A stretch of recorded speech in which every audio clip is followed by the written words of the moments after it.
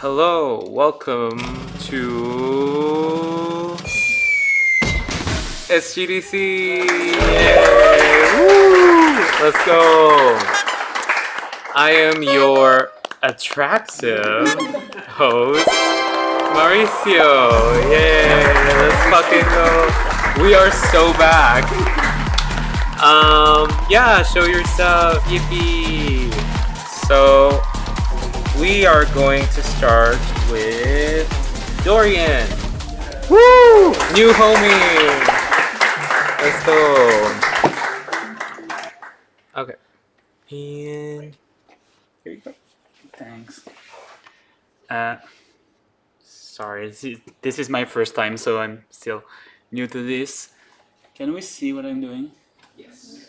Yes, we can. Is this full screen? Yeah, kind of. So I think that will do. In the bottom right Or- corner is maybe a button to full. Like here. No, it's in those two arrows.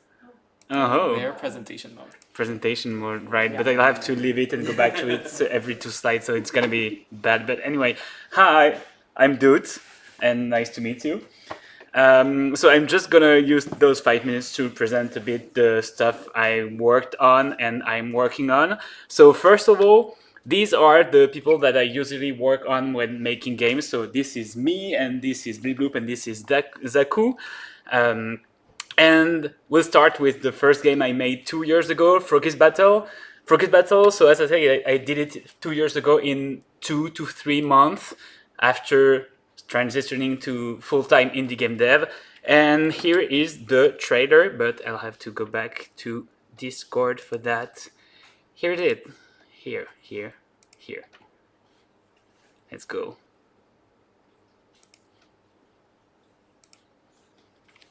Please work.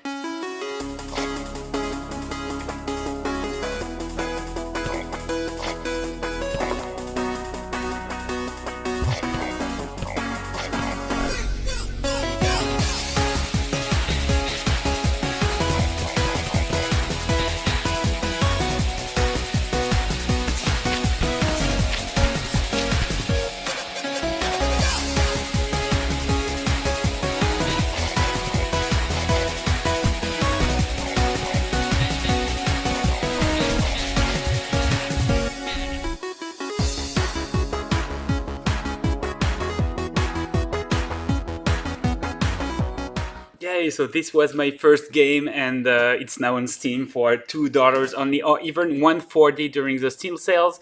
And Hello, everybody. where's sorry, that's someone playing it. And so yeah, next game is Minami Lane. Minami Lane was done in 5 months because we tried to do it in 2, so it lasted 5. And so Minami Lane is a small street management game, and here is the trailer for that. So yeah, it's mostly going to be trailers because it's better than me speaking. Welcome to Minami Lane. Created by developers Duke and Bleep Bloop, you'll build your own street in this cozy, casual management sim. Unlock and customize buildings, manage your shops, and maximize the happiness of your villagers to complete quests and fill your street with love. Enjoy 2 to 4 hours of cute tanukis, delicious ramen bowls, tiny boba cafes, and lots of cats. Out now on Steam for just $4.99. And even less than that because it's a Steam sale, but it's also out on Switch. everyone, And it's Kimchi oh, here. sorry. We're gonna be- And since we are public, I cannot tell you other platforms it's coming to, but it's coming to other platforms pretty soon. And then next one, because I made 3 games and the last one came out 3 weeks ago, so this one is a fresh one. Kabuto Park. Kabuto Park was a bit longer. Same, I wanted to do it in 5 months and it lasted 9. And see, oh wait, that's me on the bottom of the screen, and here we are at Spelkollektivet. Kabuto Park is a small bug collecting game, and here is the trailer. Wait. Oh no, I have to. No, I missed. Here.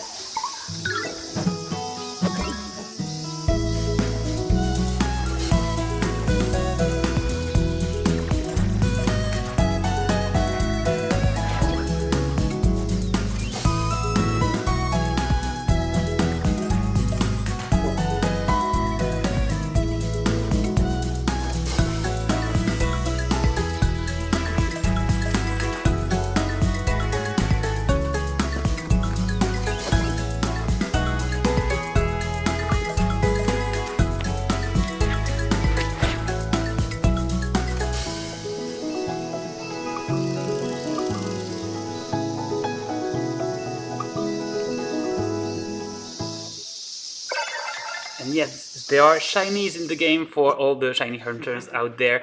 And so, yeah, that's pretty much it. Here are how the games worked. So pretty well. I'm really happy about that. And so I'm here to do I don't know what because the game just released, and so I'm still a bit shaken up by all of that. But if you want to talk about, I don't know, social media, releasing games, doing small games, I'm here and I would love to talk about that and get inspired by your work here too. So nice to meet you. I'm Dude. Hi.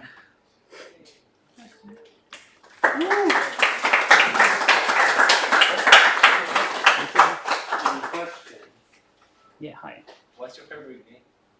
Of those three, or oh wow, that's a huge question. I guess I don't know. Sorry, this is so simple yet so hard. So I've played a lot of Zelda, F-Zero, and stuff on the N64. But now today, I guess one of my favorite games that I played recently would be Natsumon, which is from the creators and team of Boku no Natsuyasumi, and inspired a lot Capital Park. And then yeah, a lot of different games. I love games, I guess. So yeah. Yes. How did you find out about Spell and how long you stayed? Same answer. I don't know because like I don't really remember. I feel like I knew it existed, but how I don't know. I think it was social media, but I'm not sure anymore. But I knew then it existed, and I was like, oh, I'm gonna come here one day. And then this year it was perfect for me because thanks to Minami Lane, I now have some money to use for travels, and then here I am. So yes. Do you find it natural to make small games, or did you have to kind of? Oh wow. Both. Like when I started, I had a previous life before. I did another job for 5 years before going into game dev, and then I learned on the side of that job. So so I was like, okay, I'm gonna make games. I'm gonna make games, and I read a lot on the internet and in books and stuff about games, and I feel like the main advice that people gave was start small, you know. And then I was like, why start small and not keep small? Because it seems so much better to do small games, and I can assure you that it is. Like clearly, I could talk like hours about how everyone should make small games and never do anything bigger than 6 months. But anyway, I did 9 months. But well, that was a mistake. But then so I feel like I started extremely small. I'm getting to a point of like I like those projects made in 6 months, and I don't think I would like to do anything bigger now because it has so much advantages to do it like that. So yeah. Yes. How long are you staying? 2 months. Yeah. A bit less than that. I'm leaving on the 11th of August, I think, something like that. What are the roles within the team specifically? Oh, hey, yeah. So Emma on the bottom right corner is not part of the team, but she's here to say stuff. But then depends on the games. On the first one, so Froggy's Battle, that was mostly a solo game, but I worked with Zaku, who is here on the bottom left corner, for the sounds. I used free music online, and another friend of mine did the key art. I paid him to do the key art. Then on the second one, Minami Lane, we were two with Blibloop and I working full-time on the game. And Zaku this time did the music and the sounds. And then on the last one, I did the art, the development, the game design and stuff. Zaku did the music and sounds, and Blibloop helped near the end of the development because I was stressed of the game not releasing in a good state. So she helped by doing the last version of the trailer and a lot of different assets in the game, like character portraits and stuff. So yeah, that's it. Yes. Who did the art for the second game? Sorry? The art for the second Oh, it's Blibloop. She's here. And she's way better than me, so it shows, you know. So like, this is me. This is her. You know? It's quite different, but yeah, she's good. Thanks. Thank you.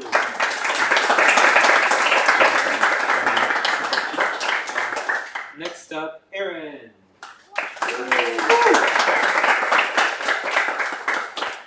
Hello. Where is me? There we go. So, I'm here to talk to you about sales, shirts, and hoodies. Specifically, here's one sale that we did last year at some point. You can look there at the bottom. There's Froggy's Battle. You just saw that one. In total, had 66 games that participated, and in the end, it got around about 600,000 impressions. 16,000 people actually clicked on it. Then we did Nordic Game, like a sale on Steam. This was 2 months ago. No, a month ago. I don't know. It feels so much longer. There are 86 games that participated in this sale, a very large sale. It had 1.3 million impressions and 45,000 clicks. The reason why I'm actually sharing these stats with you is because I want to get you guys to all participate in the Spelkollektivet anniversary Steam showcase and sale that's going to be happening later this year. So it's going to be a collection of games from Spelkollektivet made here, basically from now backwards. So if you want to participate in this, you just have to have worked on your game at Spell and just have a public Steam page. That's all that's required. You don't need to have a demo or any actually release the game just yet, just the Steam page. And it's great. You get some visibility on the games that you're making that are coming up. And also celebrates all the games that have been made here in the house. Then there is apparel. This design you've probably seen on the back of shirts, hoodies, and people just generally running around Spell, made by Max Maycam. And we're doing it again this year, featuring games that have been worked on in the house for this current year. It's seemingly becoming a featuring thing that we're doing every year. So if you want to be entering these things, I'm going to be posting an announcement in announcements soon where you can fill in the Google form for either the anniversary sale, or if you want to have some art of your game on a shirt for a hoodie that you can buy, that's pretty cool. Then that's all. So, questions? Yes. Are there tentative deadlines for these sign-ups? Yes. So for the Steam anniversary sale showcase thing, that will be the 14th of July, and then the apparel, if you want to send in designs or references, that's going to be at the end of July, so the 29th, 31st. Yes. Is the target date for when the anniversary sale will happen? On the anniversary. Which is where? Good question. James, I'm sorry. Sometime in October-ish, September? Who knows? Sorry, my mind is so many places right now. Hello. Do you know who's going to be doing the art for the hoodies? Yes, I can't believe I did not mention that. Julia from Naravan team is going to be working on the art. So, very cool. Yes. What's your favorite food? My favorite food? Pizza. I love pizza. Yeah. Crazy question. Whoa. Anything else? No? Cool. Thanks, guys.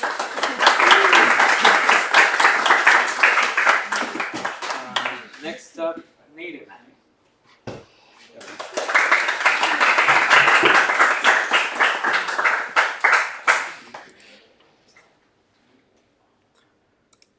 Okay.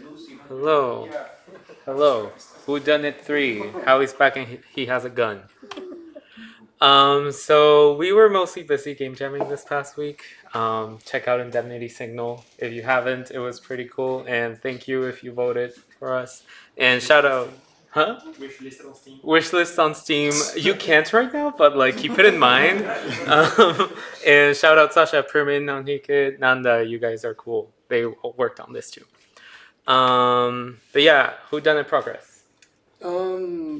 We didn't do much, like we already said. I think that the last time we talked about whodunit, we mentioned that the new pitch mechanic was a thing and that we were filling stuff out. I've done a lot of writing for that. It's not done, but there's writing. There's writing. It's been done. There is writing to Something's be. done. Yeah.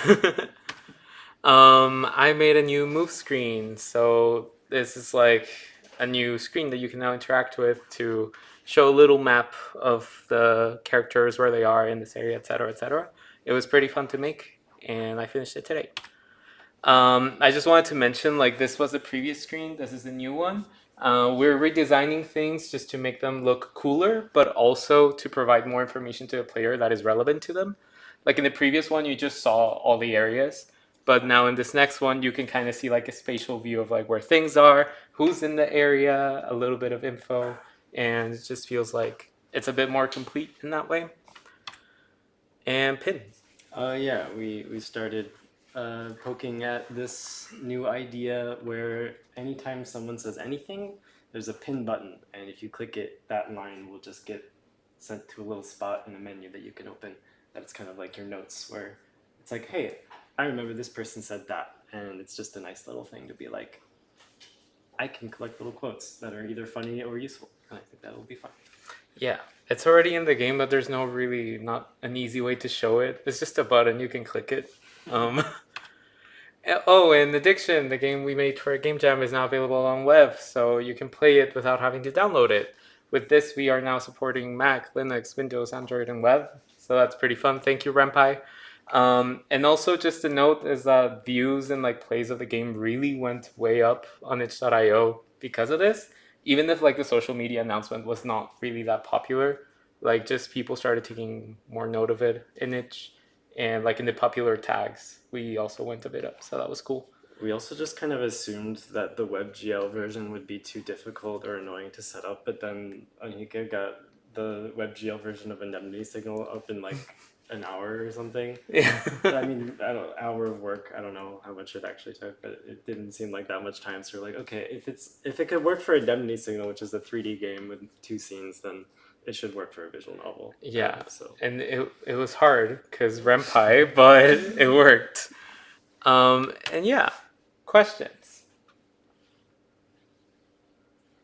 Will there be a character in Whodunit who's a bunny? A bunny. um, we discuss there will that? be now. There will be now.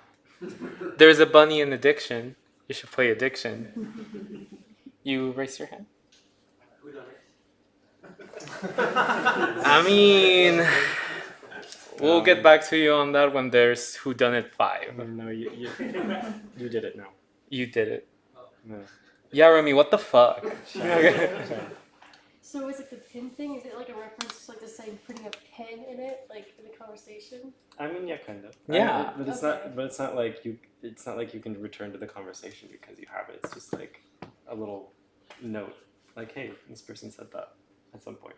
Imagine like a conspiracy board and you just have a lot of pins. That's kind of the vibe. Is there or will there be a fox, and what animals in general do you plan to have? There will be one now. There will be one. And I don't know. But it's a cast that can get as big as we want. So Yeah, there will be. yes. Yeah. Utopia 3.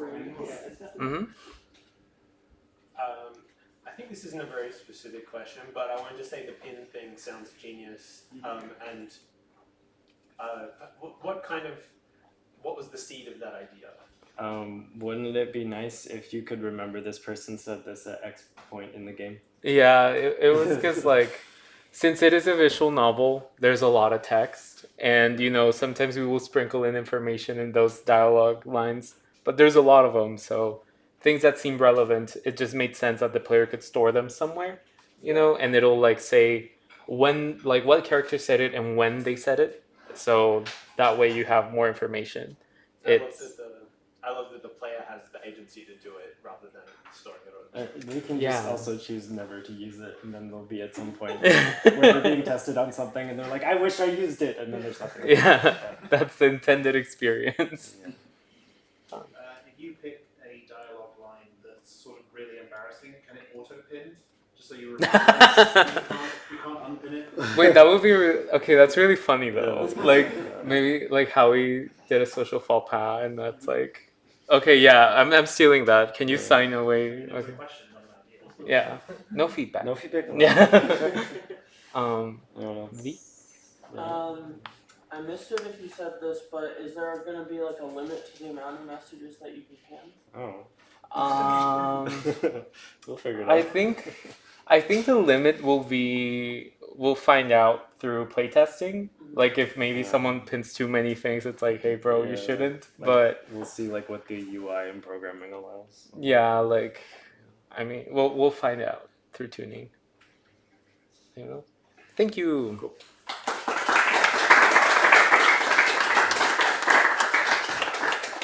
Now, art.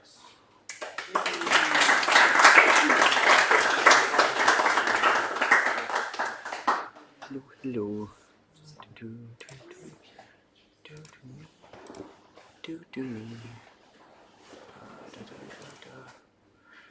So, I've been here for a little bit over 2 weeks now, and Game Jam stuff is all settled, so I'm starting to think about a new idea. So I figured I might as well make a small little presentation of what I've spent the last 24 hours thinking of, and hoping I can get some feedback. Do I have a pitch? No, I just thought of this. So you're on the ground floor. But I did want to set some constraints that I kind of figured out before coming here, but just as the space I'm looking in. I only want to work on it for 3 months, which means probably going to work on it 6 months, but we're aiming for 3. My target is generally adults that are kind of oddly Spelkollektivet-ish age. Very, very, very, short, but also like cheap game. So hopefully that attracts people. I really want to aim on trying to make a game that is like fits into your day just really small as like a de-stressor. Still debating whether or not I want to try to aim for maybe it being mobile or something, or having a mobile aspect to it. I'll make that a different talk. But yeah, focusing on like uncovering and distressing and just kind of, hey, I'm gonna take 5 minutes or an hour maybe tops to like play this game. But so my first idea that I wanted to try and prototype and explore and show next week, we'll see, is sort of having like a interesting little sci-fi discovery-ish, like not wanting to do like fossil excavation, but with like interesting critters and stuff like that, with the intent of using those critters as something you can interact with in like your off time, when you're not excavating them and like discovering new things, which might not sound terribly exciting from just my programmer art that I did with a mouse and paint, but it's a taste of what's to come. So my ask for persons to help me with thinking of ideas. Do you know a lot about fossils? Do you really think fossils are kind of neat? Do you like weird bugs? Tell me where to find more information about weird bugs. Or if it's like, oh, hey, there's a game, surprisingly, trying to Google fossil finding games, you come up with like 3? There's just doesn't seem to be a huge like market, or it had not a lot of flooding of the market of dinosaurs and bugs and weird, well, I mean, not exactly, because Dorian just showed a bug game, but outside of that, I want to make a weird bug game. Yeah, so yell at me at lunch. I've got office downstairs. You know me on Discord. But other than that, that's all I got. I'm baking in accountability for next week. Yes, I thought you were kind of first. Have you tried rolling around in the forest? I have roamed around the forest. I have found like a couple of weird bugs, but Like rolling around. oh, rolling. Well, Check yourself. You'll be covered. I did get a tick on like day 4. I'm not gonna lie. That did happen. Warning the people who just got here, there are ticks. Wear pants. Yeah, no question, but I just wanted to say the idea seems really cute. Cool. Thank you. I showed this art to one person. They're like, you should ship it with that. I'm like, I'm not gonna do that. What's your favorite bug? I feel like I haven't found it yet, because my favorite thing about bugs is every time you see a new one, you're like, why did nobody tell me that there was bugs that had like 4 like face things, and that just no matter how many times you look at bugs, you just see ones you're like, that shouldn't be an animal. But I do like the rhino beetles with like I saw a few in Panama that were really interesting. But anyway, I think I saw one pop up over there next. Yes. I just want to say that it's a really cool idea. And Cool. if you have bugs in the game, you can skip the bug fixing process. I'll leave that in the Steam description so nobody can complain. This game has bugs. Duh. Yeah. Do you know how many eyes do bees have? How many eyes bees have? I'm guessing from the nature of the question more than 2, but Definitely.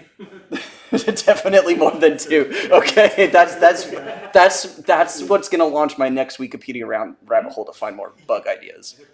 I guess what I said was going to be feedback, so I can't say it. I will be around. I exist. I don't live in a hole, but I tried not to. Anyway, yeah. So the game concept is you discover fossils, reanimate them, and then look after them like a Tamagotchi? Yeah, I'm still trying to come up with how that loop links together exactly. I do think it would be cool if there was something that you could do with the bugs that help you find more fossils. Like, I don't know, maybe they help you find them, or maybe by researching the bugs you learn more information that helps you locate more fossils or something like that. Spectrobes. Spectrobes? Spectrobes. No, I don't think I have. Okay. That's a good comparison. Thank you. I will find it. Last one. Yeah. Would you find other, like, in the fossils, do you think there might be things other than bugs like fish or like weird birds? Maybe.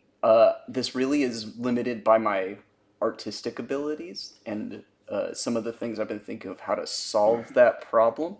So I guess if I come up with a way to draw birds and fish and stuff like that, then yeah, it'll probably get added. But right now I think I'm trying to constrain myself to bugs because I think I can draw a bug. Cool. Thank you for giving me time to do that.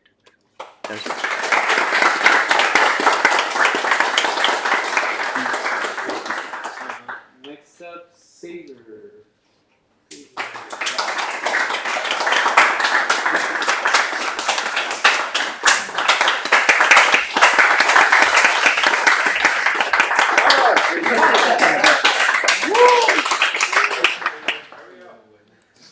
What?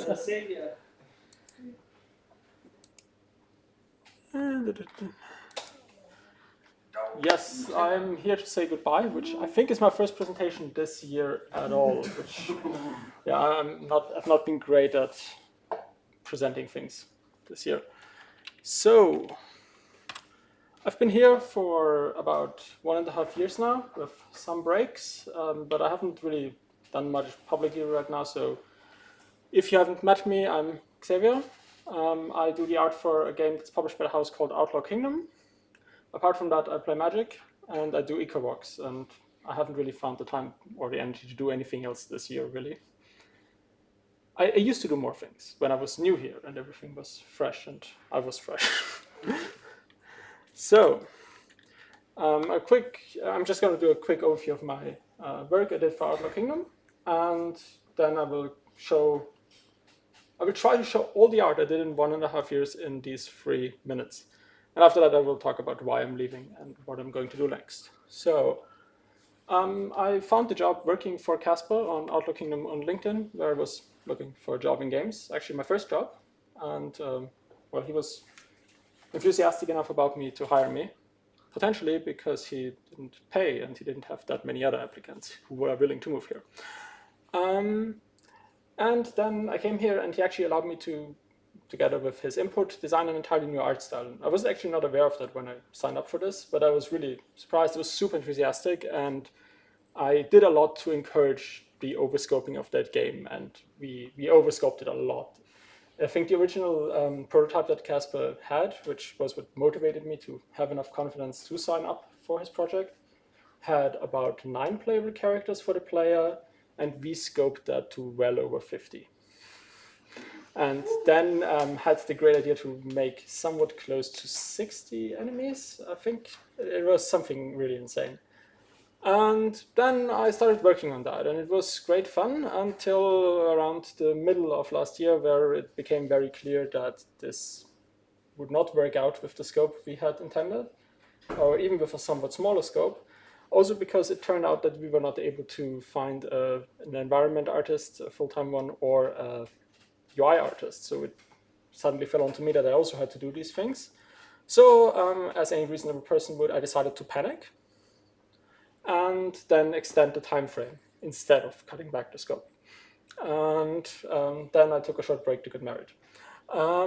Then I returned to do some stressed crunching, and after a while, I kind of decided that I didn't want to keep doing this forever, because originally the idea was to do this in a year, and at this point it was clear that this would take a lot longer. So I kind of set a final timeline, which will be over in, well, at the end of the month, where exactly I will be leaving. And then we started cutting a lot of features. So now we're down to 20-something characters for the player, and about a somewhat larger amount for the enemies.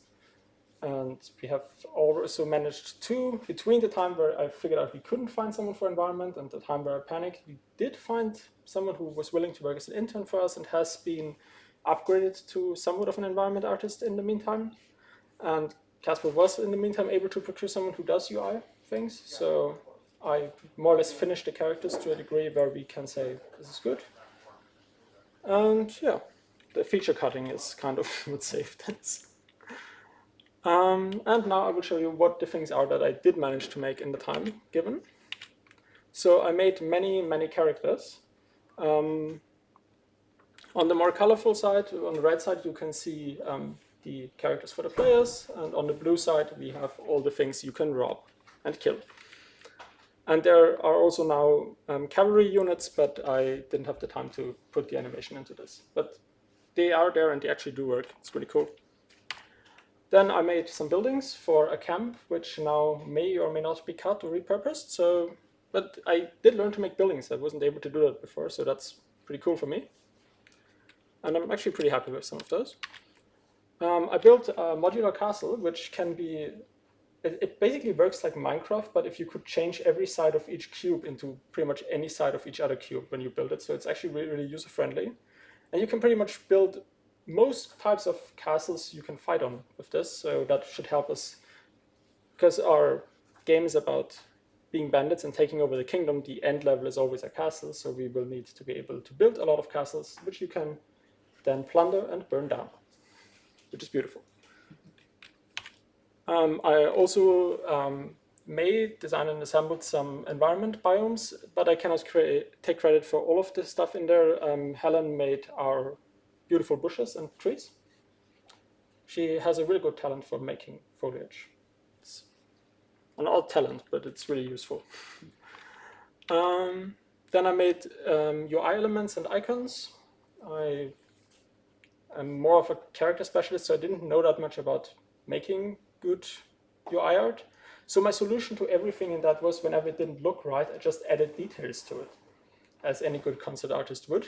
So that's why it looks that way, and that omits some of the not so good graphic pacing things about it, which is not the best way to do UI.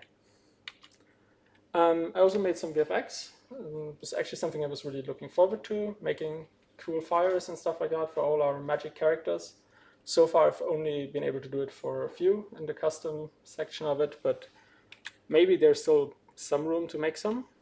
And because I wasn't stressed enough about this game, I decided to also participate in the Halloween Game Jam, where we started a sort of horror game, and I made this monster. So, yeah. Can I quickly finish? Or? Yeah. Okay, thank you. So why am I leaving? I'm leaving mostly because I want to be able to live with my wife and cats, which is not really possible here because I don't know how long this project will be going on. No one seems to know. And there's also no money to feed the cats with it. So there's not really any incentive for her or the cats to move here. Also, I need money to buy magic cards. Magic cards are very, very expensive, as some of you might know. And I need a lot of them because I like to build a new deck every week. So that needs a lot of money. Actually, way more than the cats. But yeah, I also prefer not having to communicate with my cats through WhatsApp calls on the computer. It's not great. Thankfully, I did manage to find someone who will hire me for money.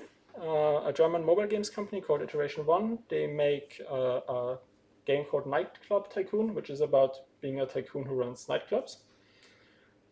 They have the odd feature where you extort money from people going to the toilet, which I find hilarious. And they have a very simplified art style, which I hope will help me learn to solve design issues by making simple but smart choices instead of just adding more and more details to things. So I think actually it will help me, despite being a mobile game, as an artist more than, for example, making rocks for some larger game. So yeah, I'm also looking forward to my next step, despite of course being a bit sad that I'm leaving this behind. But I'm also looking forward to being a real boy in the real world. Yeah, and that's me. Wait, there was a last slide, of course. Jokes, questions, and remarks. Mr. Flan. I mean, I feel called out now because of the jokes. Yeah, tell us a joke. Okay, what's your sort of first paycheck purchase? Is there a magic card?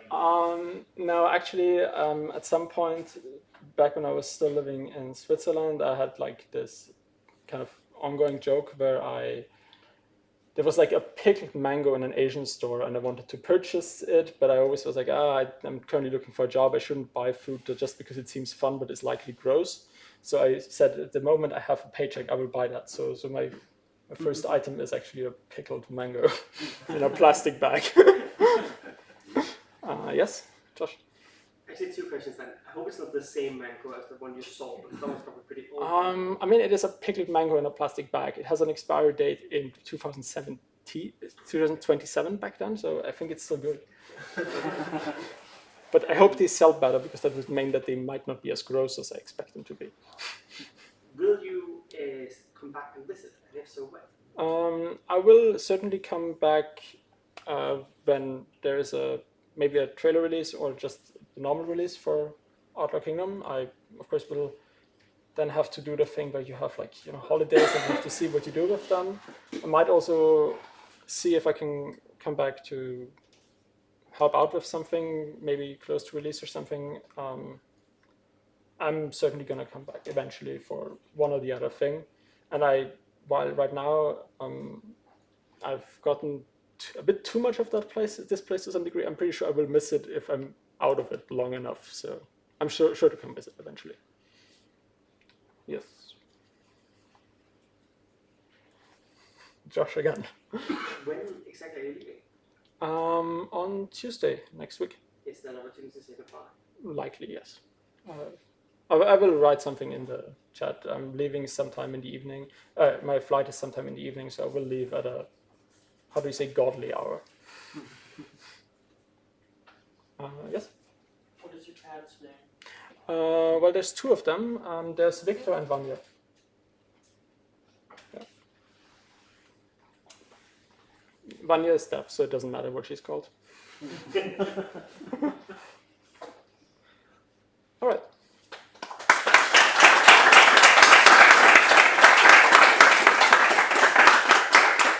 Next up, Josh.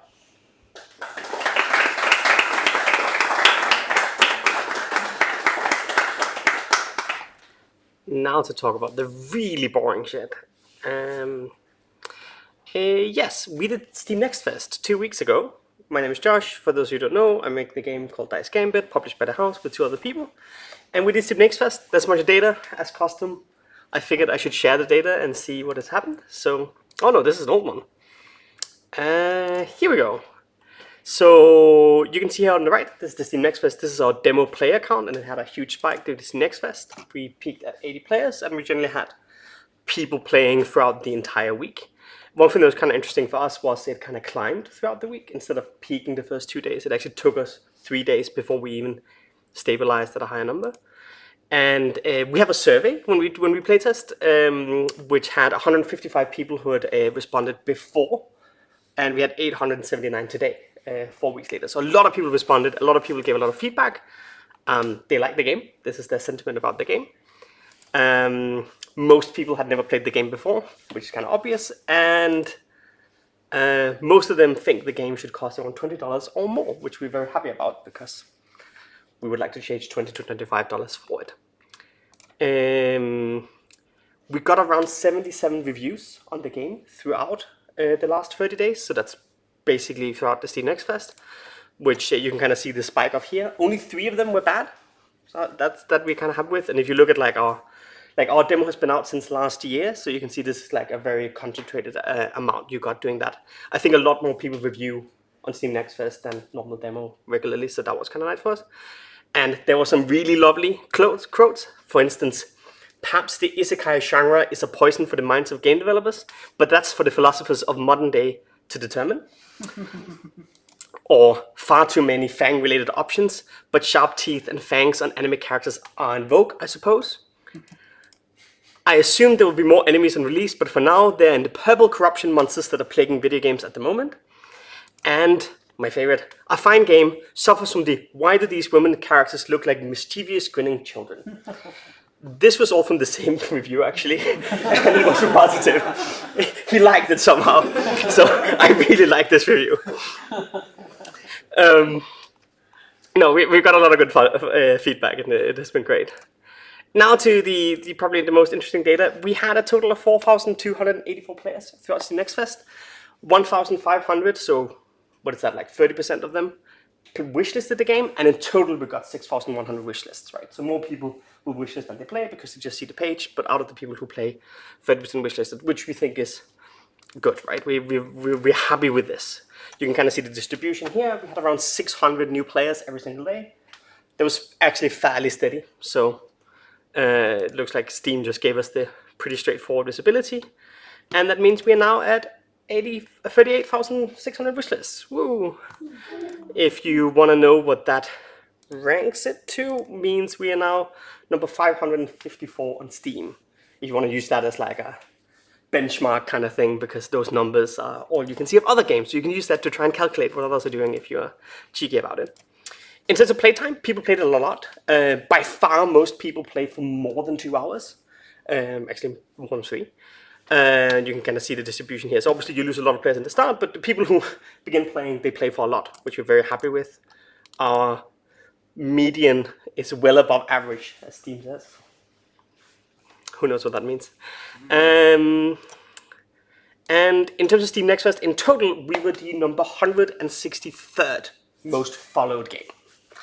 We beat Sex of Thrones 2 by 2 numbers, which is, you know, it's the real win. That's it. I just want to share some data. If anyone has any questions about our Steam Next Fest or anything like that, let me know. Yes? Are there any other events you will do? We try to do as many Steam events as possible. I don't think we will do more. No, we will do Bit Summit in Kyoto in 4 weeks, and we will be doing China Joy in 6 weeks, and then around then we will launch, and then we will continue to do events. I can highly recommend doing Steam events. 80% of wishlist comes from it. Yes? Is the demo still up? Can we try it? Yes, you can definitely try it. And we, just a plug for you, because I already plugged all these other people, we're doing a closed beta, so if you're interested in playing the full game and giving us feedback on it, please let me know. I need princesses. What kind of marketing tactics or moves did you do to direct people to play it on the Steam Next Fest? So we reached out to 400 content creators 2 weeks before, or like a week before. I think 2 covered it. 1 big covered it yesterday. So we didn't really get any coverage from that. We also ran a sizable amount of ads the first 2 days. I think we ran on Reddit. I did a talk about Reddit ads and kind of like how we got back, and I think that helped us kind of funnel in the first 2 days. So if we look at the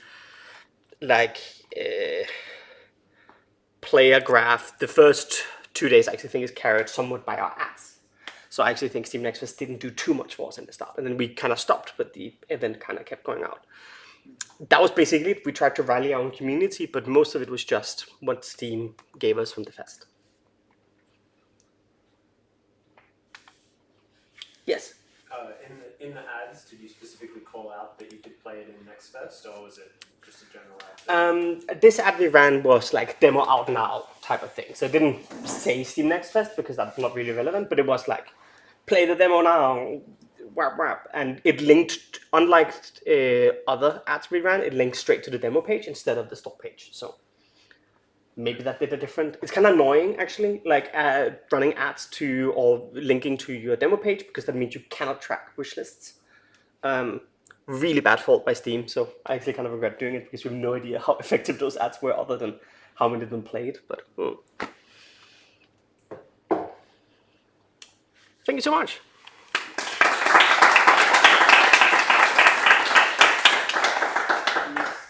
Fun.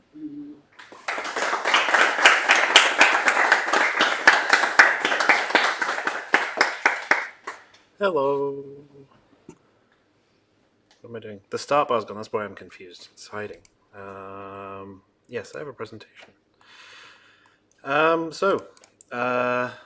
Mariana and I, and also Brian was on our team for music. But we released Kotor 1996 last week, and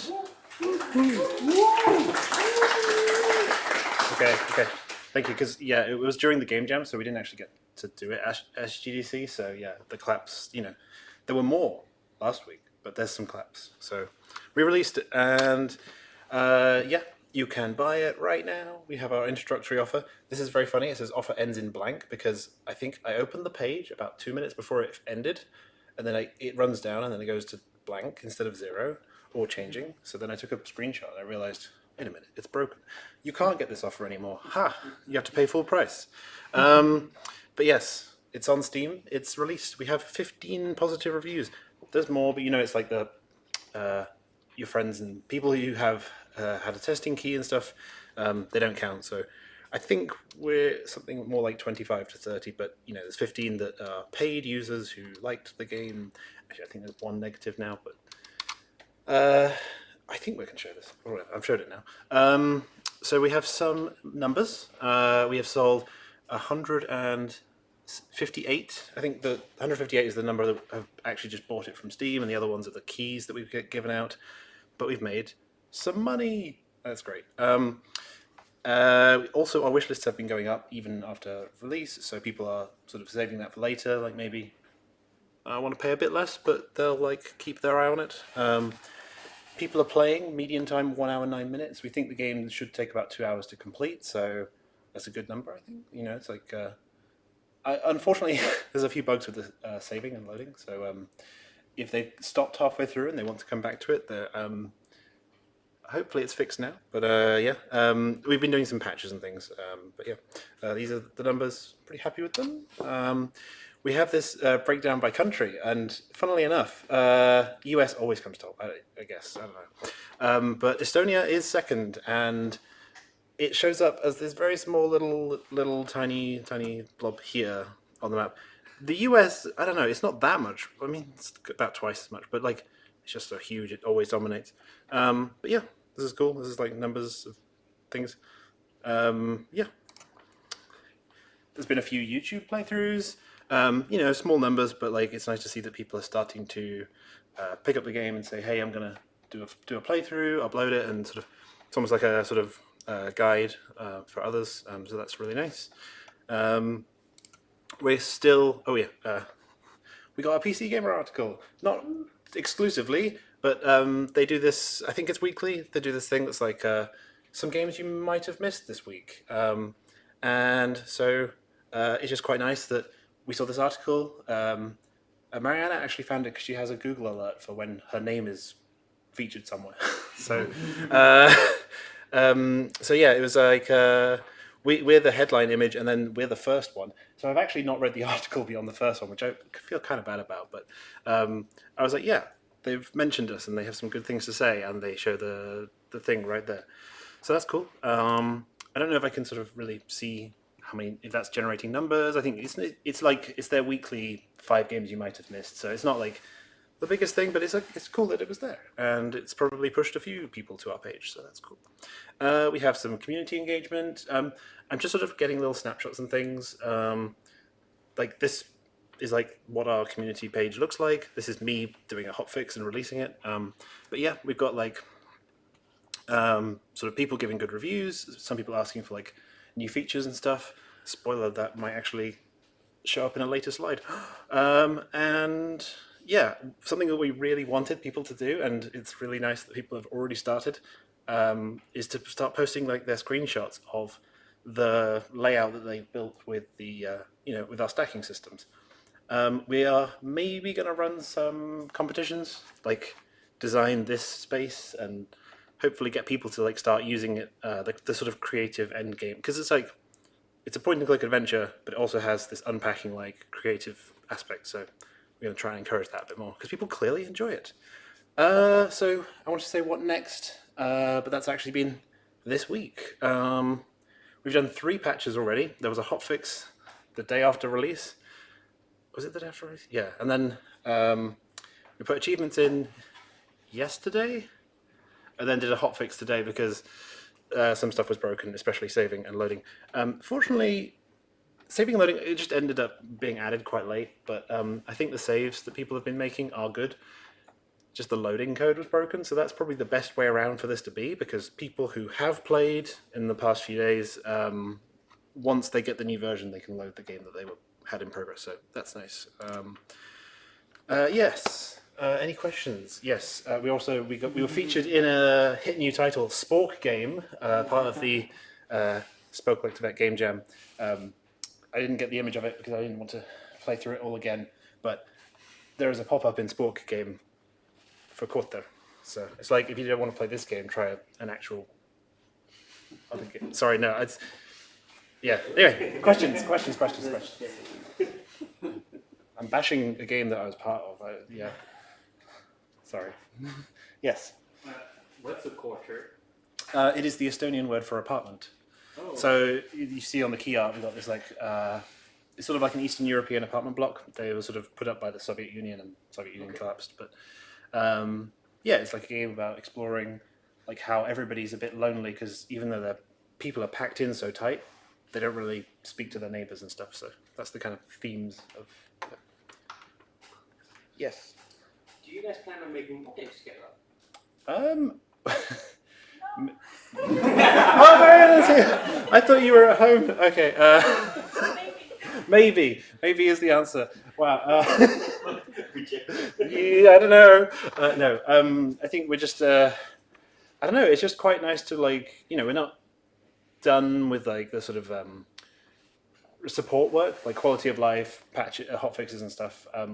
So it's not like it's not completely done, but it's nice to be like, okay, what's next? And I think both of us need a money job because, as you saw those numbers, it's like it's nice. It's like quite a satisfying release. The reviews are good, so I think we can like keep pushing this.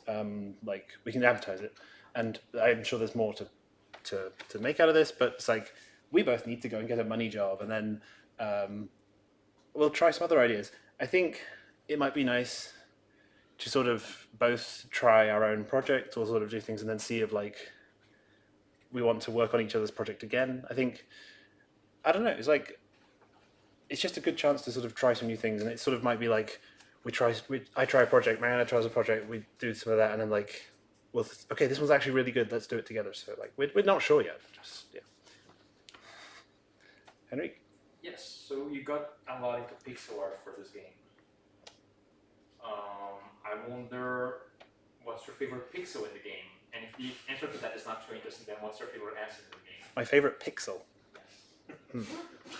Oh, there's a pixel. I think it's still in on the trout. It's gone. The favorite pixel was removed. No!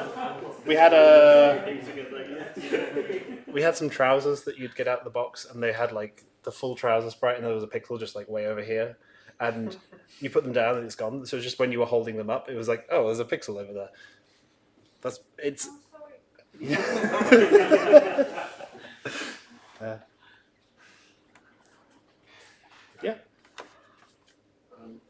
How long did it take to make?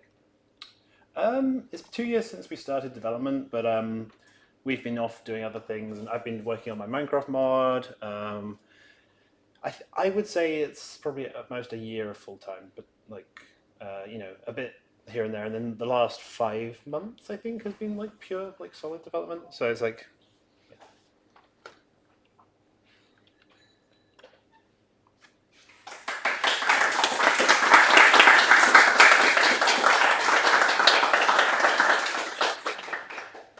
Next up, Matt.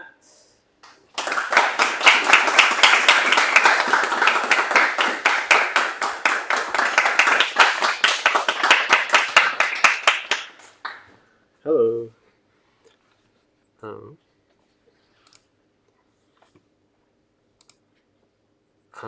okay, so I'm making Monstrata, and I finally have a video about it, which can kind of do the work of introducing it and showing the cool things. So I'll start with the video, and then I'm also going to be talking about releasing the video.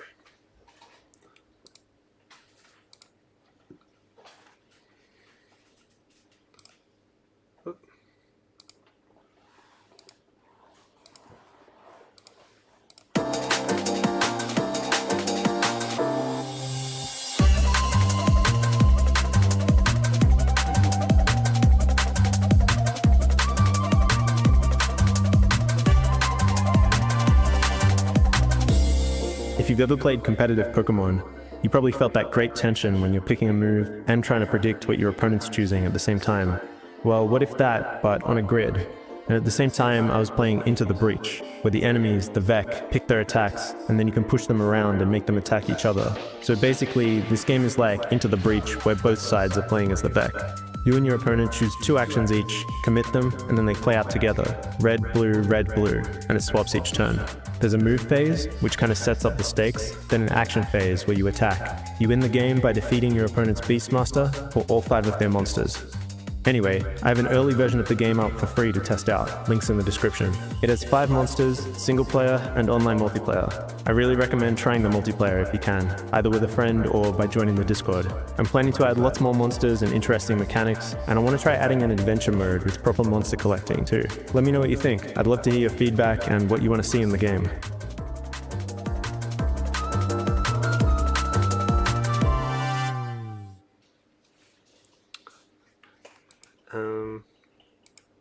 Yeah, you can clap if you like.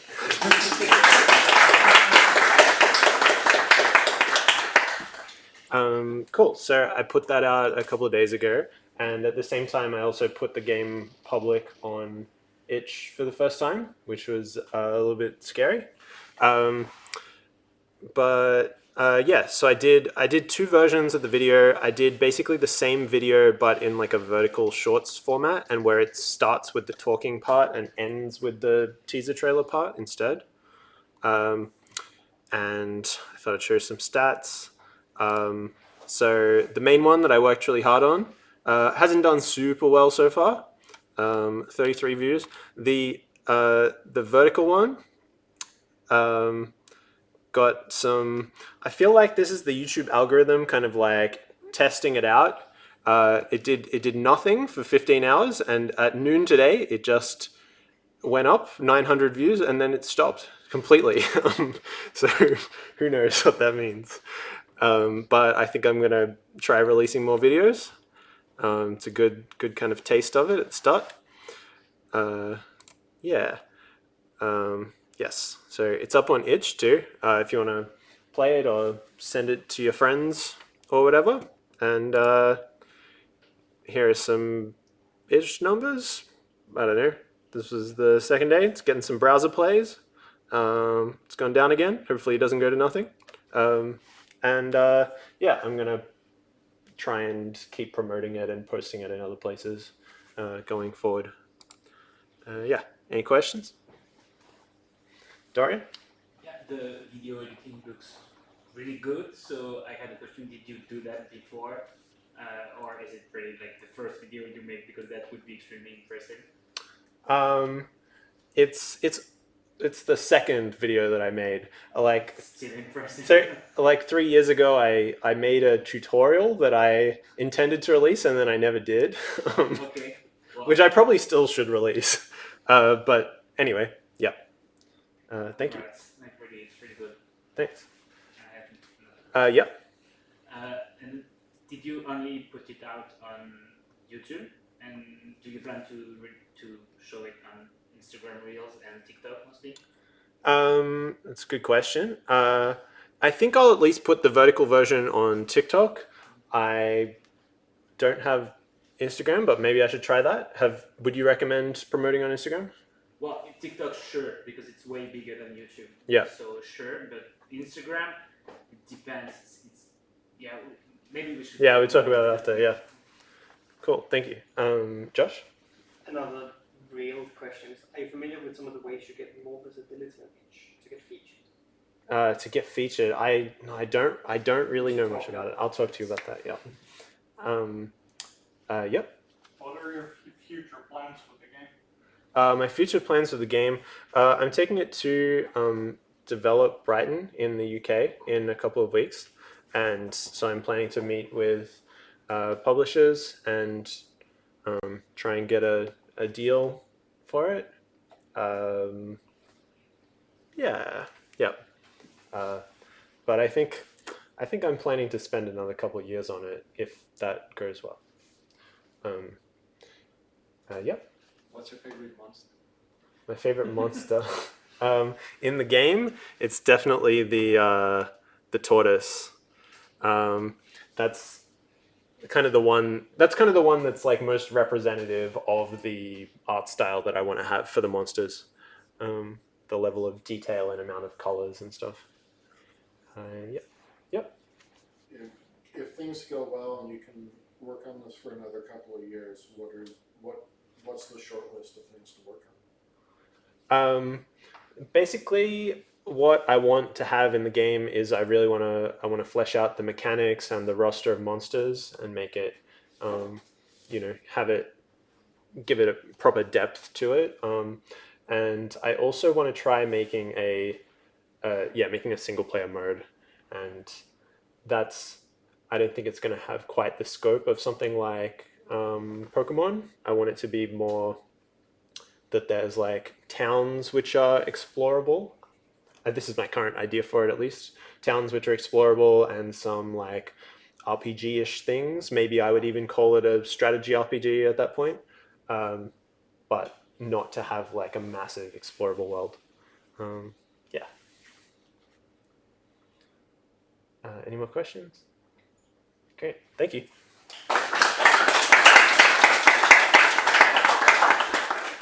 Next up, Midas.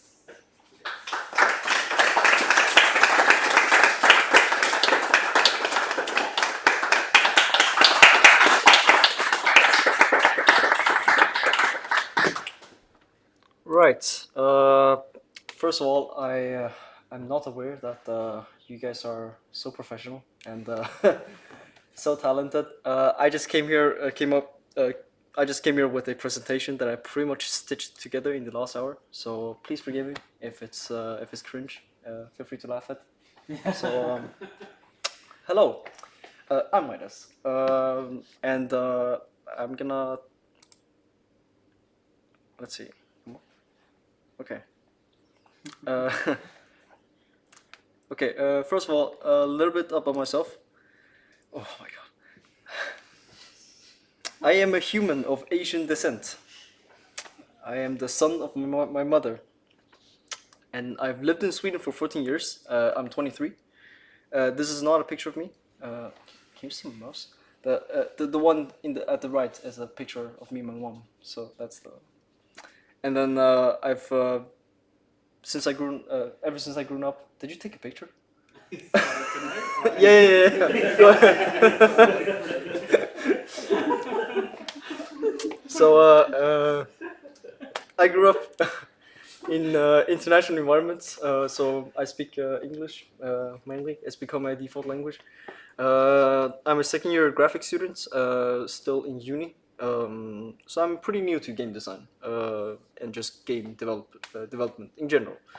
I studied at Campus Gotland, Uppsala University, and Midas is not my real name.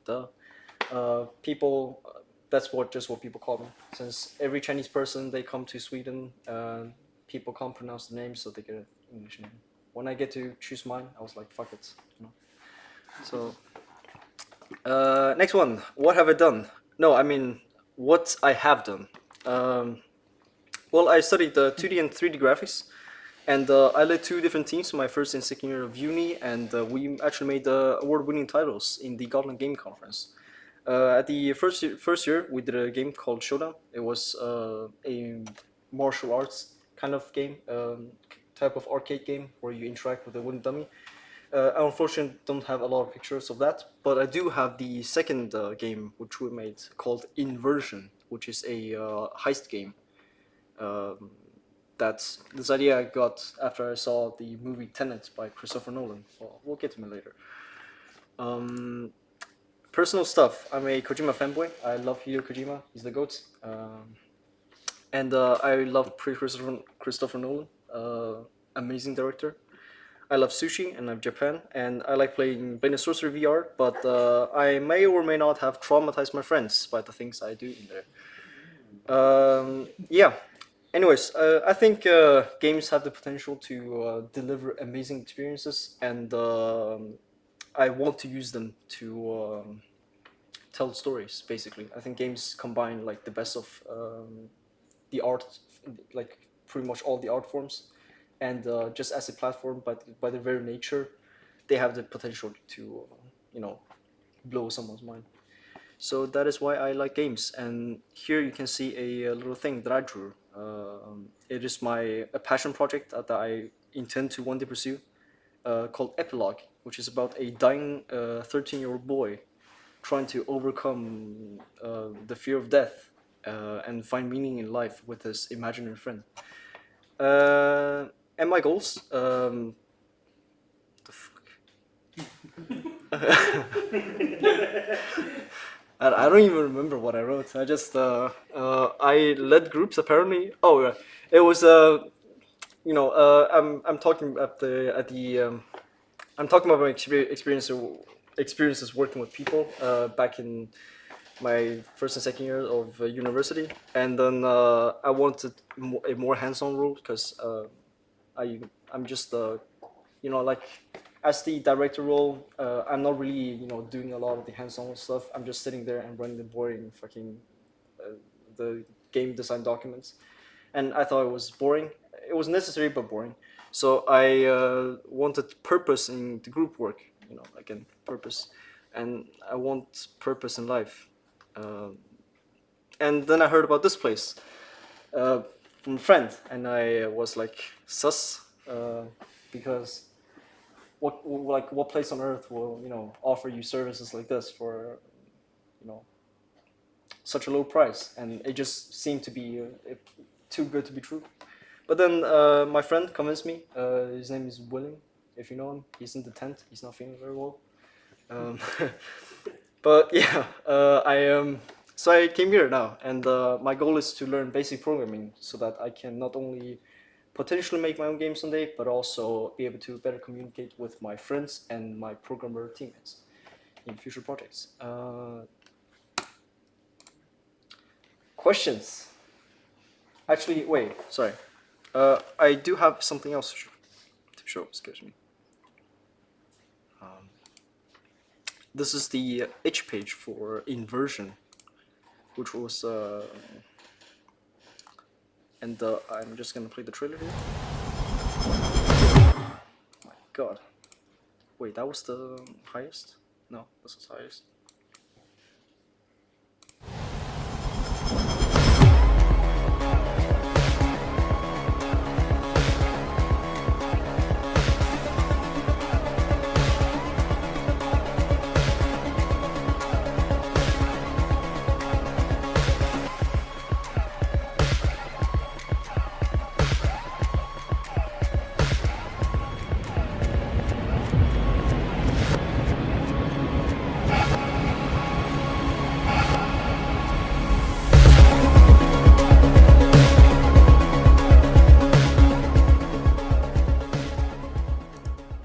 But yeah, it's a second year university project. You may clap now.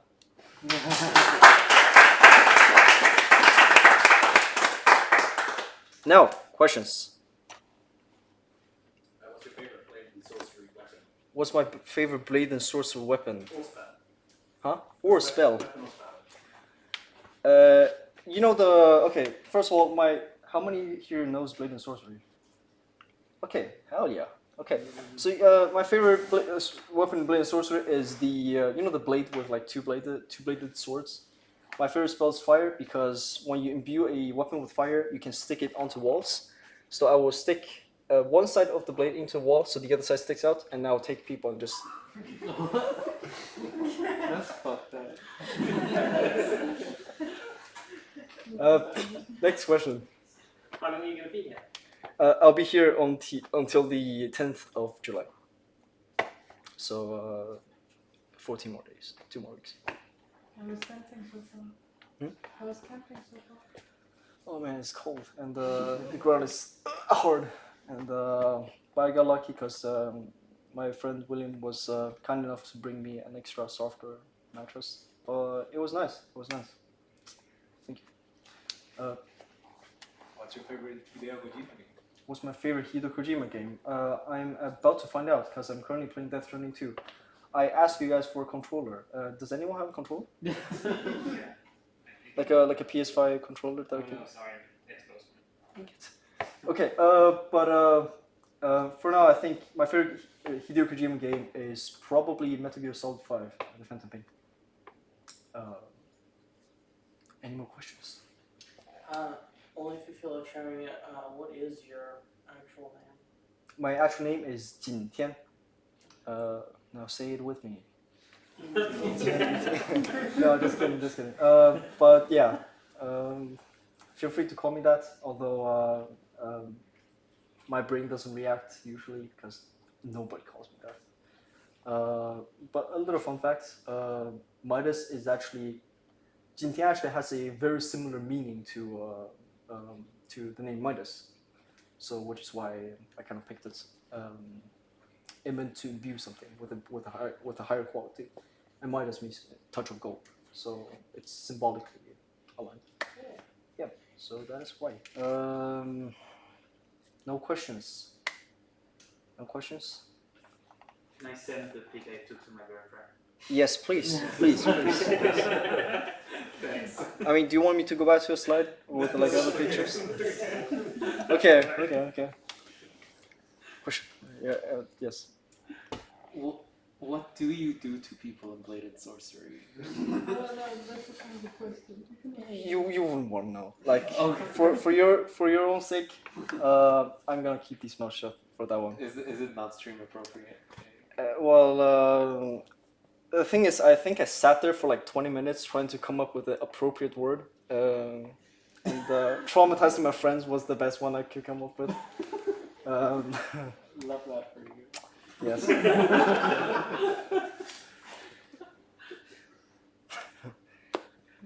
Shit. Okay. Thank you guys. Thank you guys.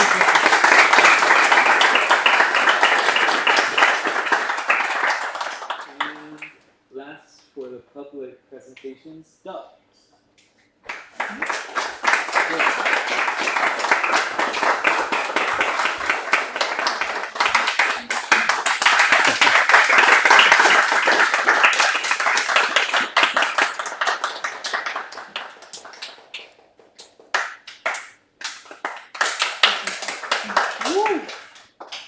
So, hello. This is like a kind of a June recap of what I have done, because some people ask me and they only see me cooking, so this is a small presentation. So, my name is Jordan, and Dot with one O, because you got almost the same username as me, and we also kind of like making small game. So I divide the presentation in kind of 3 parts. And the first part is like, so what I've done like currently in June is like I was working mainly on my game framework. So the first one is a Go framework, game framework. I released like I think 1 day ago, so I make it public. Flan already has access to it. John also has access to it, but now everyone can have access to it. So you can go and try like to make game with my engine. There's also like a network part, so you can also like make multiplayer game with it. I'm trying to remake the game also in C plus LSDL3, and I'm trying to finish it before next week because I want to do like a C workshop with it. I also like made what I call tiny games. So tiny games is like for me the game I make during the weekend, like I'm kind of chill during the game jam and stuff. I make one game every kind of weekend. So I highlight 2 games I made. So basically, the scope for tiny games for me is like I want to do it like over a weekend, and I'm using only like 2 bits or 4 bits color and 8 channel audio. So the first one was like kind of a small scope for this one. It's kind of a hatching game. So basically you discover egg by hatching them with like kind of a mini game. So you just like click the little favor for it, and you need to fill up the judge before the time goes down. So for the bird, Cheyenne made a list like of cool bird for it. So basically it used like, we got like the kiwi, the poto, I think it was called. This one was cool.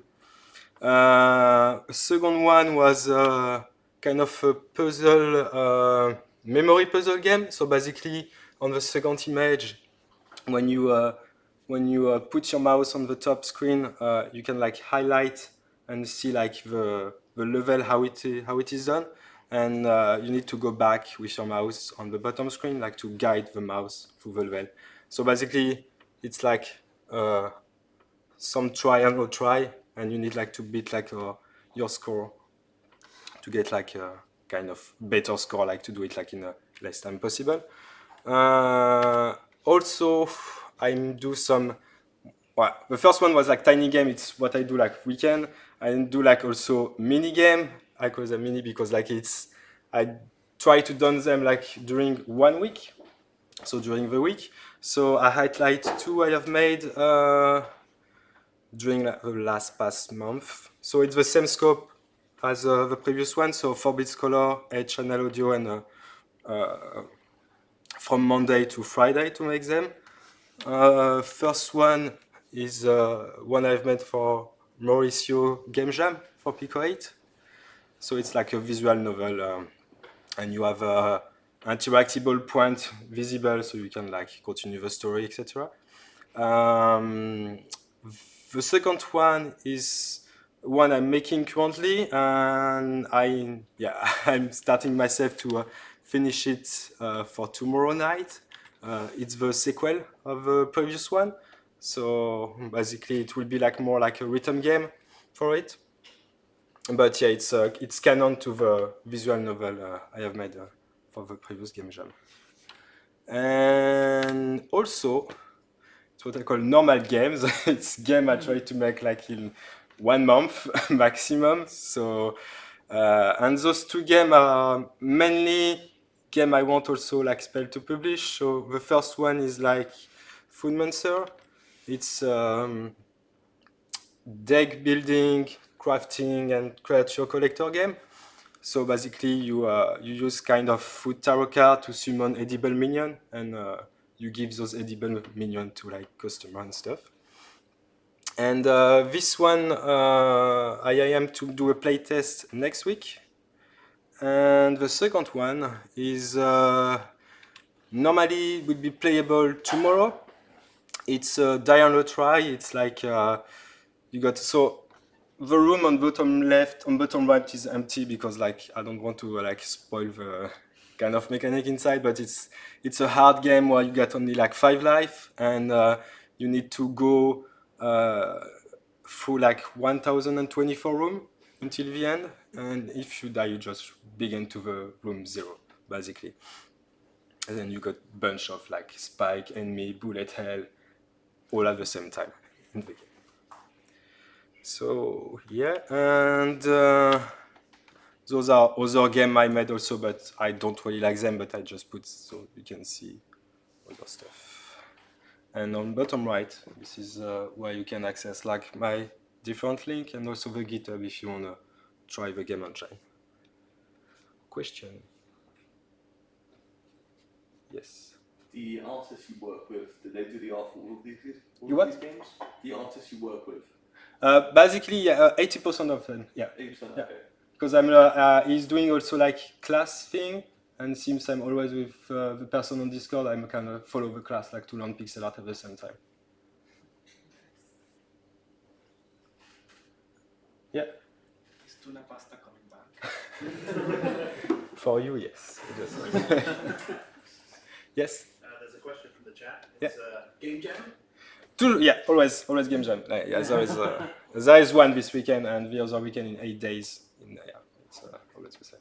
Yeah. What are the game jams that you do during the weekends? So it's called Mini Jam, and since this one is every 2 weeks, I do another one that is every 2 weeks, but not on the same timeline. So it's like every 2 weekends. So there is the Micro Jam and the Mini Jam. Oh, okay. And last time they wanted to move away the Micro Jam, but I asked the admin to not do it because it will mess up the big weekly thing. Yes? What's your favorite limited color palette that you use? Grayscale, always.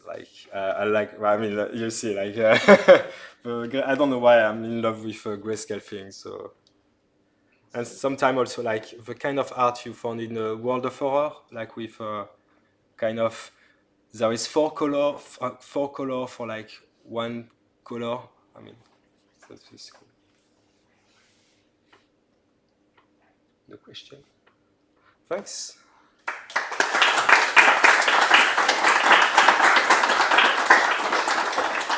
And that was it for the public presentation. Yay! Nice. For those that are watching, you had to be here. So come to Spell. Do I just press stop here? Yeah.